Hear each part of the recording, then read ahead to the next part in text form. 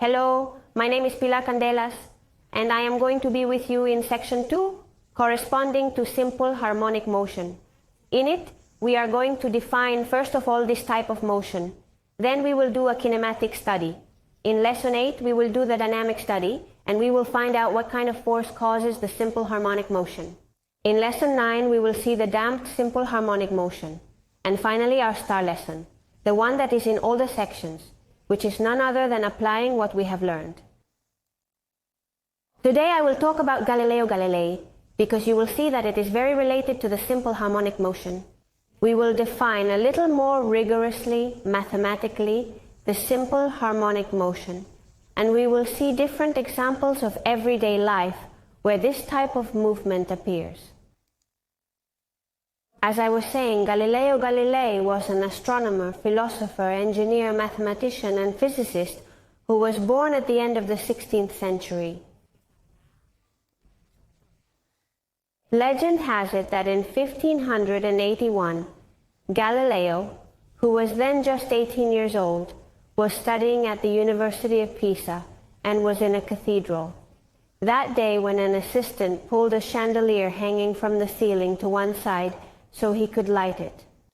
Then, when he let it free, it began to oscillate, and Galileo observed that first that kind of lamp described oscillations with more travel, and as time passed the length of the arc was decreasing, the oscillation became smaller. But what caught his attention was that the time that each oscillation lasted seemed to be the same, even if the oscillation was larger or smaller.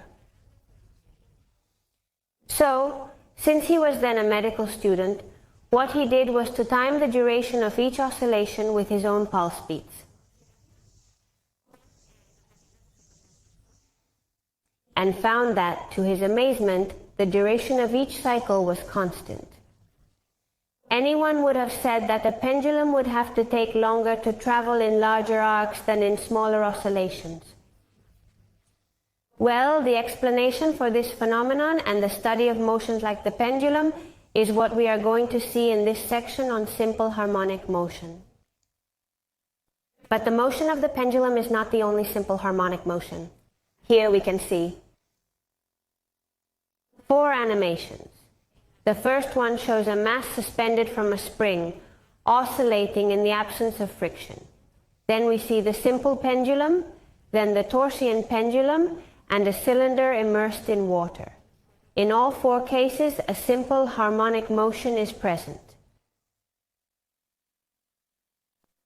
And these movements are present in everyday life, but sometimes go unnoticed. We can observe a S.H.M in a pendulum clock, where it is obvious, but also in a torsion balance used to measure the modulus of rigidity and moments of inertia. A Foucault pendulum, with which the rotational motion of the Earth is demonstrated, also describes a simple harmonic motion, or the vibrations of atoms in elastic materials or in crystal lattices.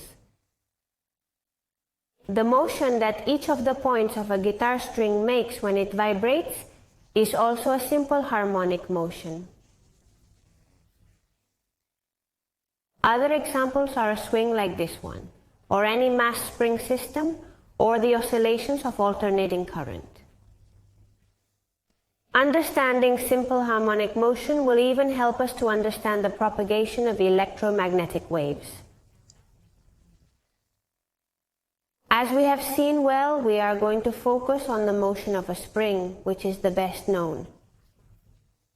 In the animation, we see that the hanging mass is a pencil, so it's drawing the trajectory of the mass as a function of time. So you can see that it is a periodic motion, which is repeated over time, and oscillatory. That is, it takes place around an equilibrium position. Now when it finishes, which is now the line of the position will appear, that is the equilibrium position. Let's now define simple harmonic motion mathematically, and let's look at its characteristics. If we call x the displacement suffered by the mass with respect to the equilibrium position, we can observe that x is a sinusoidal function, which in this case we have represented by a sin. We could have chosen a cosine. You know that it only differs in the initial phase. Right? We have defined it as a times sin of omega times t plus phi. Well, that x, that displacement with respect to the equilibrium position, is called elongation and is measured in meters. In short, it is how far the mass is separated from the equilibrium position. A, which you see marked here, is the maximum elongation, okay? It's called amplitude. It's the maximum distance that the mass can be separated from the equilibrium position. T, it's the period, and it's the length of a complete cycle. Here we have marked from maximum to maximum, but we could have marked from minimum to minimum or from this null to this null. The inverse of the period is the frequency, which is measured in hertz and marks the number of cycles that take place in 1 second. Omega, this one that we have in the formula, is the pulsation or angular frequency.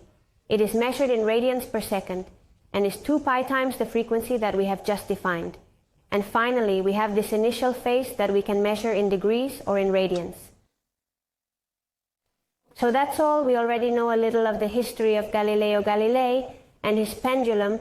We have shown phenomena where the simple harmonic motion appears, and we know what the mathematical definition of this type of movement is and its characteristics. See you in the next lesson.